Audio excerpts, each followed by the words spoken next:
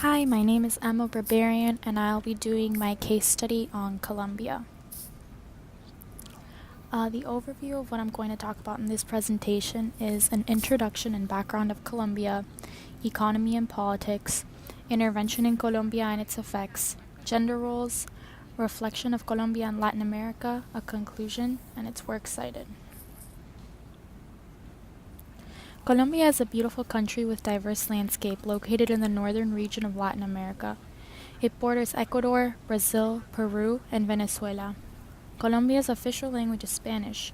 However, many Colombians learn English in school as well.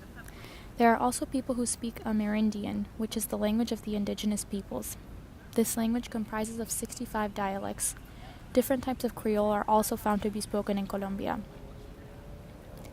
Colombia's name originates from Christopher Columbus, an explorer that never even set foot onto Colombian lands. In fact, his partner, Alonso de Ojeda, was, in actuality, the founder of Colombia. In 1525, the colonization of Colombia began. Colombia's first main attraction was that one of its cities at the time was entirely made of gold. After that, explorers and various types of people congregated to Colombia to see if the myth was indeed true. While the myth was not true and began being debunked, people began to see Colombia's gorgeous terrain, incredibly fertile land, and majestic beaches. All these factors drew more and more settlers to Colombia. Santa Marta was the first official settlement in Colombia, initiated by Rodrigo de Bastidas in 1525. Colombia was a viceroyalty and was controlled by Spain. It finally gained independence from them in 1810. Religion was also a significant part of Colombian history. Roman Catholicism was a major player in developing and controlling the indigenous population that resided in Colombia for many years. My first topic of discussion will entail Colombia's economy and politics. Tourism is one of the most important economic activities that take place in Colombia currently.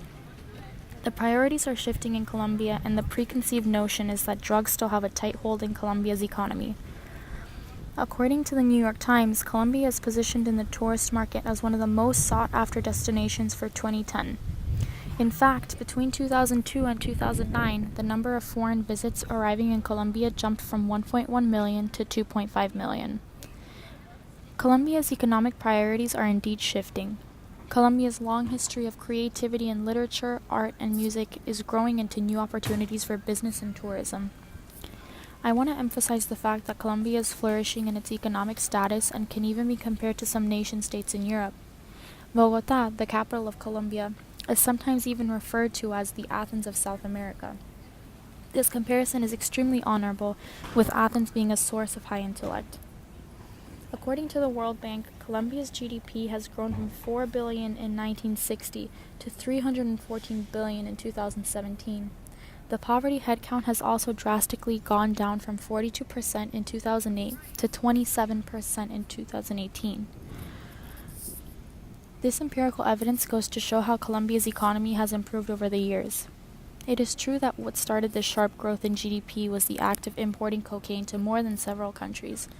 However, since the discovery of this immense problem, Colombia has worked on trying to eliminate this issue. In the 80s and 90s, it was considered dangerous to go to certain areas in Colombia because of the coca issue, but since then cities like Medellin and Cali are places that tourists flock to. Politically, Colombia has gone through a roller coaster. FARC, or the Revolutionary Armed Forces of Colombia, were primarily a group of people who believed in the idea of communism, but carried out their duties in such a way that can be considered a totalitarian regime. The FARC were founded at a time of brutal repression against any form of action considered subversive. They flourished in a time of political and religious turmoil. They did not believe in God, so they viewed religion as a competition against their outlooks. Even though there was freedom of religion in Colombia, Roman Catholicism reigned. FARC did not want anything to stand in their way or undermine their power. Colombia is ethnically diverse, but religiously homogeneous. So, to overcome the overwhelming amount of influence the Catholic Church held, the FARC killed, kidnapped, and extorted religious leaders and practitioners, inhibiting free religious expression. Terrorist organizations generally targeted religious leaders and practitioners for political rather than religious reasons. FARC, however, was not the only group who found religion to be a threat. The National Liberation Army continued threatening members of religious organizations. In 2016, however, FARC surrendered and began the process of disarmament. Now, FARC will plead their struggles through their voices instead of weapons. The FARC will unite together as an entity through a political party. FARC was very prominent in the drug war, aiding and abetting with dangerous drug cartels. Now that FARC has chosen to voice their opinions peacefully, drug cartels and gangs have less support in their underground world of dirty money. Government officials are looking to do something similar to the National Liberation Army as well. Now I will insert a video of the Colombian peace deal that will apparently be lasting, as the FARC rebel leader, Rodrigo Londono, also known as Timochenko, tells an interviewer. Hello, welcome to Havana in Cuba. Our special guest today is Rodrigo Londono, alias Timochenko, leader of the Revolutionary Armed Forces of Colombia. Thank you for joining us. Thank you, and welcome to all of the viewers. I'd like to ask you about the agreements. There were two historic peace agreements signed between the government of Colombia and the FARC. Now there's a period of uncertainty. The Colombian president says that the process is irreversible. Do you agree with that? I believe that the fact we have succeeded in signing the final agreement, the so-called Cologne Theater Agreement, we have the certainty now that we are beginning to create the necessary conditions to lay the basis for peace that will be lasting, enduring, in a Colombia that in fact is screaming for it. So I do agree with the President that so long as both parties comply with the agreements reached and which have enabled us to overcome a series of stumbling blocks, so I'm sure we can move on ahead, and then we will have to deal with the complicated future that awaits us.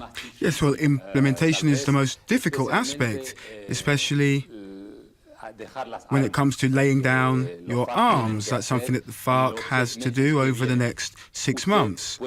Can you say today that the FARC is ready to do this? We will be depositing the weapons with the UN as agreed through the deal. And this is a commitment that in fact involves both parties. It is a simultaneous process under which each party will have to comply with what has been agreed. And especially when it comes to the amnesty law, this is really at the heart of the agreement. Are you confident that the government will adopt this amnesty law soon? All of these individual provisions of the agreement are interlinked, and of course amnesty is one of the most important points, because in fact it frees us from worry about capture, imprisonment, etc. And it is absolutely necessary in order to reach the zones where our people will be gathering.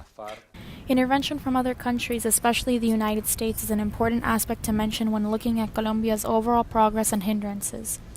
The U.S. sometimes meddles too far in Colombia's affairs, causing some serious negative outcomes. Since 2000, the United States has provided about $9.4 billion in aid to Colombia, of which about $6.8 billion has been in the form of military and police assistance. The way the U.S. has wormed its way into Colombia and many other Latin American countries have hurt more than they have helped the respective country.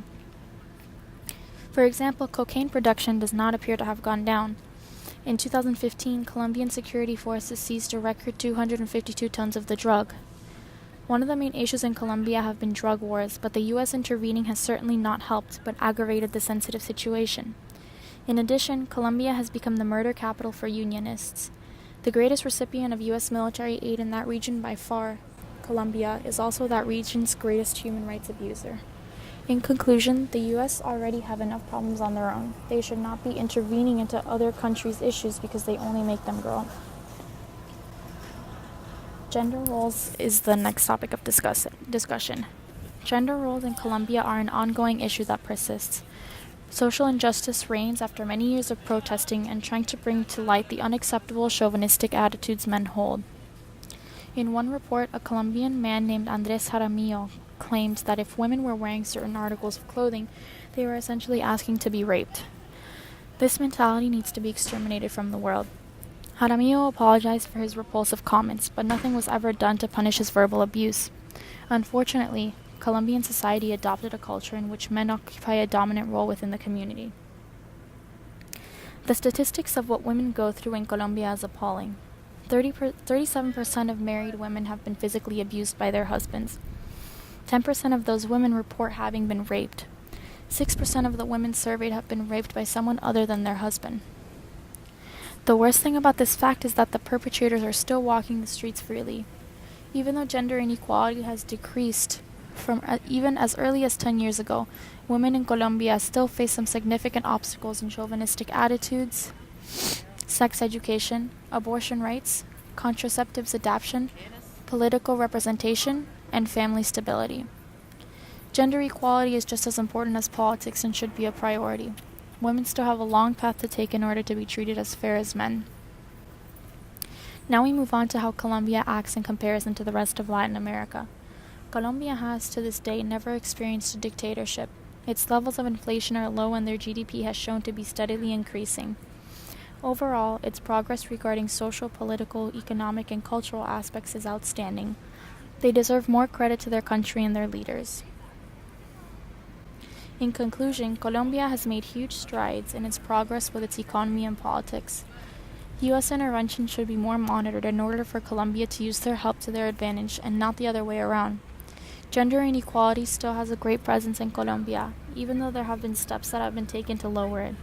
Colombia's GDP and overall statistics show that it is a highly progressive country that will keep improving as time passes.